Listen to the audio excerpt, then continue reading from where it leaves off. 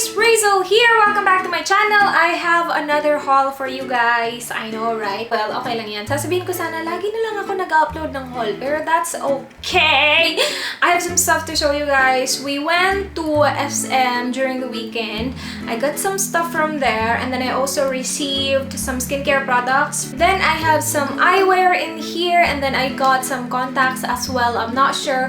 Oh yeah, I will have the vlog up before this video. So if you haven't seen the vlog yet, we went to SM, we went to EO, and then yeah, I got my lenses replaced. I'm gonna start with the skincare stuff that I got from Skinaholic.by.amandaols on Instagram. As usual, links will be below, including the prices. So she sent me 3 skincare products. First one is the orange bleaching soap. Looks like this. As you guys can see, hindi ko pa siya ginamit. I'm pretty sure this is a whitening soap. Yeah, kasi meron siyang bleaching property and all that. And then I also have here the Instaglow lotions. Looks like that. So really cute. Meron siyang pump. Meron siyang may pagka-yellow-green na color. Just smells like a regular lotion. Yeah, it feels nice naman. Again, I haven't really used it for all over my body, but first impression, it's fine. And then the last one she sent me, I actually already started using. Dalawang beses ko na to nagamit kasi I started using it yesterday. This is the Glutamilk bleaching scrub. If you've been watching me for a while, you would know that I am such a body scrub junkie. I love body scrubs. And naubos na yung Dead Sea Salt na scrub ko. So this is the scrub that I am using right now, as in everyday talaga ako nagsiscrub, you guys. This is different from the other scrubs that I've used though. This is comparable to Allure, yung Indonesian Allure. Yeah, body scrub. Kasi ganun yung consistency niya. Hindi siya dry. Parang cream yung consistency niya. Tapos meron siyang mga beads na ganap sa kanya. I actually like that kind of scrub kasi feeling ko walang nasasayang kasi hindi nahuhulog. Compared kasi sa mga dry na scrubs. Like, you know, parang salt lang as in the consistency. They fall off and I was like, oh my gosh, sayang naman yung scrub, diba? With this one, nagsistick kasi talaga siya sa skin.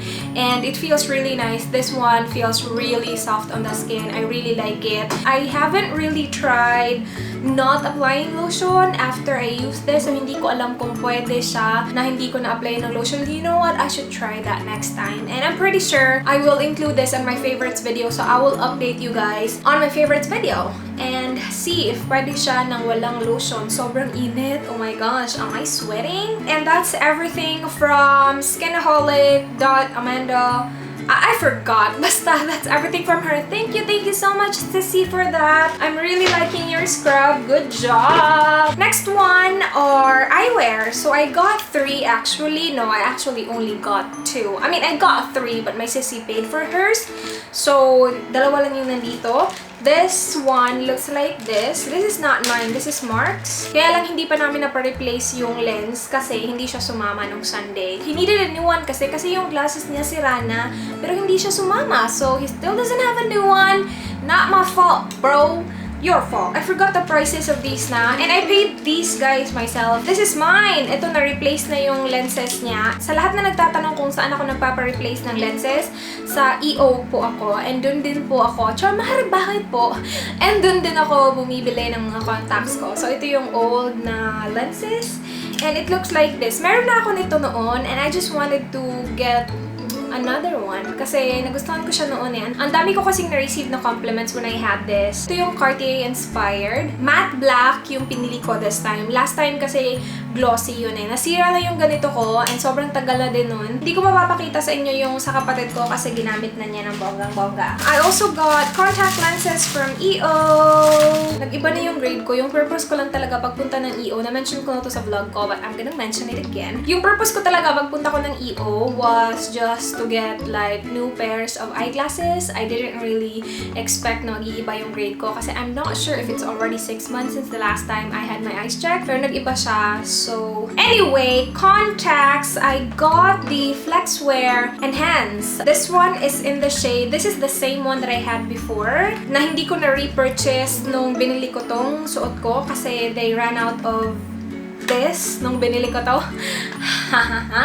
This one is in the shade Toast Brown. I'm not really sure if you can see that, pero yung border niya, I'm gonna take pictures so you guys can see, pero yung border niya, super dark brown. Bet ko talaga kasi yung mga brown lang na contacts kasi ayoko na may va-va-voom effect yung mata ko. Mas gusto ko na parang natural looking lang pero meron pa rin ganap ng konti like what I am wearing right now. Sa lahat ng nagtatanong ko ano yung contacts na suot ko, my gosh, I'm sweating. This one, I forgot the brand pero I got it from EO as well and it is the shade Cinnamon. Kapag pumunta kayo sa EO, ito lang yung contacts na cinnamon and shade, so I'm pretty sure hindi kayo malilito. This one, oh my gosh, I forgot how much I got this for. The next contacts I have in here is also in the shade brown, but this one is from the brand Allure. This is in the shade Natural Brown. It was my first time to see this brand sa EO, so I'm pretty sure it's a new brand sa EO. And hindi ko muna siya tatanggalin sa packaging niya. So I'm just gonna take picture. This one is more natural looking compared sa Toast Brown ko. Yung Toast Brown ko, meron kasi siyang super dark na border. This one, like, parang kanang nagbasaya, yung normal lang na brown. Normal na brown. And then we went to H&M. I got only one thing. I don't know, actually two, and I don't know why they gave us this really freaking huge bag. Nasira na tuloy, tingnan nyo.